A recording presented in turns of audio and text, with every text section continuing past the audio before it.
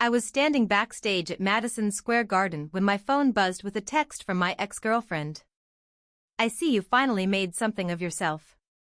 Congrats, I guess. Remember when I told you that you'd never be anything special? Looks like I was wrong. Maybe we should talk."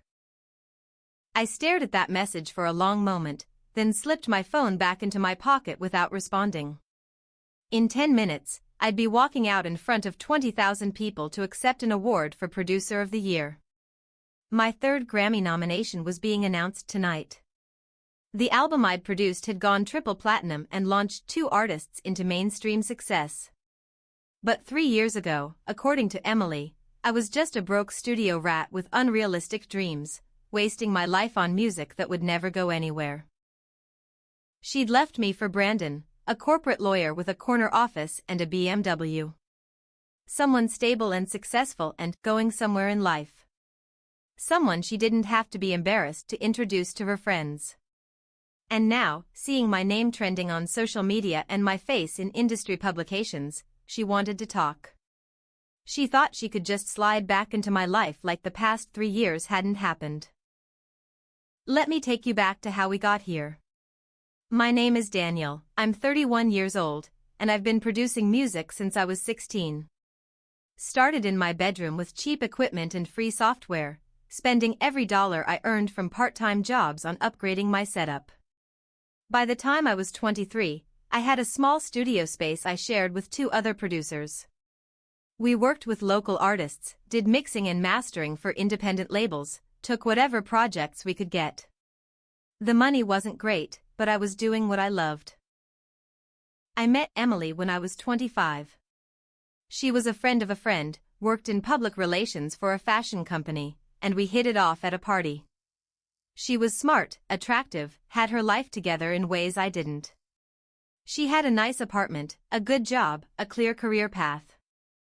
I was still grinding, still working odd hours, still investing every penny back into better equipment and building my portfolio. At first, she seemed to find my passion attractive. She'd come to the studio, sit in during sessions, seemed impressed by the work I was doing. She'd tell her friends she was dating a music producer, made it sound cool and artistic. We dated for 2 years, and for the first year and a half, things were good. But gradually, I started noticing changes. Little comments that seemed harmless at first but started to add up. "When are you going to get a real job?" said with a laugh, like she was joking, but not really joking. My friend Sarah's boyfriend just made partner at his firm. They're buying a house. Not comparing directly, but the implication was clear. She started declining invitations to studio sessions. Stopped asking about projects I was working on. When her company friends asked what I did, she'd say he works in music in this vague, dismissive way, then quickly change the subject. I could feel her pulling away, could sense her embarrassment about what I did for a living. The complaints became more direct. Why was I working until 3 in the morning? Why couldn't I take a normal vacation because I had sessions booked? Why was I driving a 10-year-old Honda when I could get a real job and afford something better? Why was I still sharing studio space instead of having my own office? I tried to explain that I was building something. That the music industry doesn't work on a 9-to-5 schedule. That the artists I was working with were starting to get recognition, that labels were noticing my work, that I was making connections that would matter long-term. She'd nod, say she understood, then 2 days later make another comment about stability and growing up and being realistic about the future. The breaking point came at her company's annual gala. It was a formal event, all her coworkers and their partners, held at an expensive hotel downtown. I rented a suit, showed up ready to be supportive. I spent the evening making small talk with people who clearly looked down on what I did. Every conversation followed the same pattern. "So, Daniel, what do you do?" "I'm a music producer." "Oh, interesting. Like, for a record label?" "Independent. I have my own studio, work with various artists." "Ah. That specific. That means so you're unemployed." Then they'd turn to talk to someone else. I watched Emily across the room, laughing with a group that included Brandon. He was exactly what you'd picture. Tall, conventionally handsome, expensive suit that he owned rather than rented, talking confidently about some case his firm had won. Emily was looking at him the way she used to look at me. Interested. Impressed. Attracted. On the drive home, she was quiet. Then, at a red light, she said, "Brandon asked if I was single." I looked at her. "What did you tell him?" I said no. "But Daniel, he's a partner at 32. He drives a BMW. He has a condo downtown. He's going somewhere. And I'm not?" She didn't answer, which was answer enough. We broke up 2 weeks later. She said she needed someone more established. Someone who could provide the life she wanted. Someone she didn't have to explain or apologize for at professional events. She said I was talented, but talent wasn't enough. She needed someone practical. Someone like Brandon. It hurt. Not going to lie. 2 years of my life, and she ended it because I didn't fit the image she wanted to project. Because my career didn't look impressive enough to her company friends. Because I was chasing a dream instead of climbing a corporate ladder. I threw myself into work. What else was I going to do? I took on more projects, worked longer hours, networked harder. About 3 months after the breakup, I got contacted by an A&R rep from a mid-sized label. They'd heard my work on an independent artist's EP and wanted to know if I'd be interested in producing a full album for one of their emerging artists. It was my first major label project. The budget wasn't huge, but it was legitimate. Real money, real resources, real opportunity. I poured everything I had into that album. Long nights, meticulous attention to detail, pushing the artist to deliver their best performances, crafting sounds that were unique but accessible. The album dropped 6 months later and did moderately well. Not a smash hit, but solid sales, good reviews, decent streaming numbers. More importantly, it got my name out there. Other artists started reaching out. Bigger artists. I did production work on 3 tracks for an established rapper's album. 2 of those 3 became singles. Then came the project that changed everything. An indie pop artist named Sierra, 23 years old, incredible voice, had been making music in her bedroom with basic equipment. Her manager reached out, said she'd heard my work and wanted to know if I'd be interested in producing her debut album. We met, clicked immediately on creative vision, and got to work. We spent 8 months on that album. I brought in session musicians I'd worked with for years, used techniques I'd been developing since my bedroom production days, helped Sierra craft a sound that was entirely her own. The label she'd signed with gave us creative freedom, trusted the process. The album released 14 months ago. The first single hit streaming playlists and started climbing. Then it really hit. Viral on social media, picked up by radio, certified gold within 3 months. The album debuted at number 4 on the Billboard 200. Sierra went from bedroom artist to selling out theaters. And my name was on that album as producer.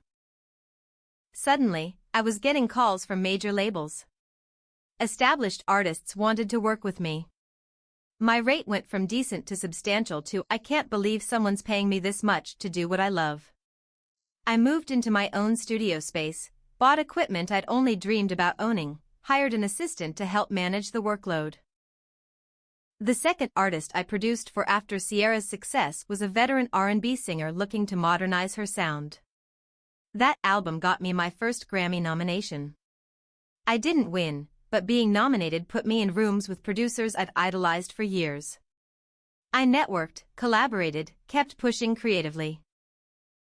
6 months ago, I produced an album for a hip-hop artist that debuted at number 1. Last month, I got nominated for Producer of the Year. The ceremony was tonight, at Madison Square Garden, broadcast live. And somehow, Emily had been watching. Had seen my name, my success, the career I'd built from the ground she'd thought was too unstable to stand on. Hence the text message I'd just ignored.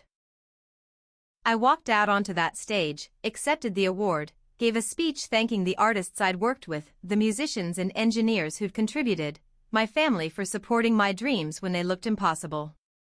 I didn't mention Emily. She wasn't part of this story anymore. After the ceremony, at the after party, I was talking with Sierra and her manager when my phone started buzzing repeatedly. I glanced at it. Emily. 4 calls, 6 texts. I put it on silent. Everything okay? Sierra asked. Yeah, I said. Just someone from my past who doesn't belong in my present. The texts kept coming over the next few days. They escalated from we should talk to I made a mistake to what we had was real to you owe me a conversation after 2 years together. I didn't respond to any of them. What was there to say? She'd made her choice based on who she thought I was and what she thought I'd become. She'd been wrong, and now she wanted back in. But this wasn't about her being wrong about my potential. It was about her being wrong about what mattered. 2 weeks after the ceremony, I ran into her. Actually ran into her, not planned, at a coffee shop near where I used to live. She was with a friend, saw me, and her face went through several expressions in quick succession. Surprise, nervousness, something that might have been regret. She walked over. Daniel. Hi. I've been trying to reach you. I know, I said simply. Can we talk? Just for a few minutes? I looked at my watch. I had a session in an hour, but I was curious what she'd say in person. Sure. 5 minutes. We sat at a corner table. Her friend stayed at the counter, watching with obvious interest. I saw the Grammys, Emily started. You looked good up there. Successful. Happy. I am both of those things. I wanted to say I'm proud of you. You did it. You made it. I was always doing it, I said. I was always making it. You just couldn't see it because it didn't look like what you thought success should look like. She looked down at her coffee. I know. I was wrong. I was shallow and short-sighted, and I threw away something real because I was too focused on image and status. Okay. Okay? That's all you have to say? What do you want me to say, Emily? You left me because you were embarrassed of what I did for a living. Because your coworkers had partners with impressive job titles and I was just a guy in a studio. You chose Brandon because he had a BMW and a condo and looked good on paper. Brandon and I broke up, she said quietly. I'm sorry to hear that. Are you? Because you don't sound sorry. I'm being polite. I genuinely don't care about your relationship with Brandon. You made your choice. I made mine. I chose my career, my passion, my dreams. You chose status. We both got what we chose.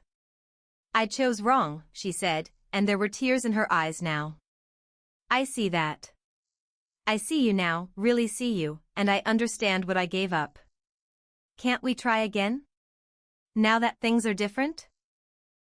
Things aren't different, I said. I'm the same person I was 3 years ago. Same dreams, same passion, same dedication to my work. The only thing that's changed is that now my success is visible in ways you recognize. But I was successful before the awards and the accolades. I was successful every time I helped an artist realize their vision. Every time I created something I was proud of. Every time I chose what I loved over what was easy. I know that now, you know it now because other people are telling you it matters. The Grammys told you.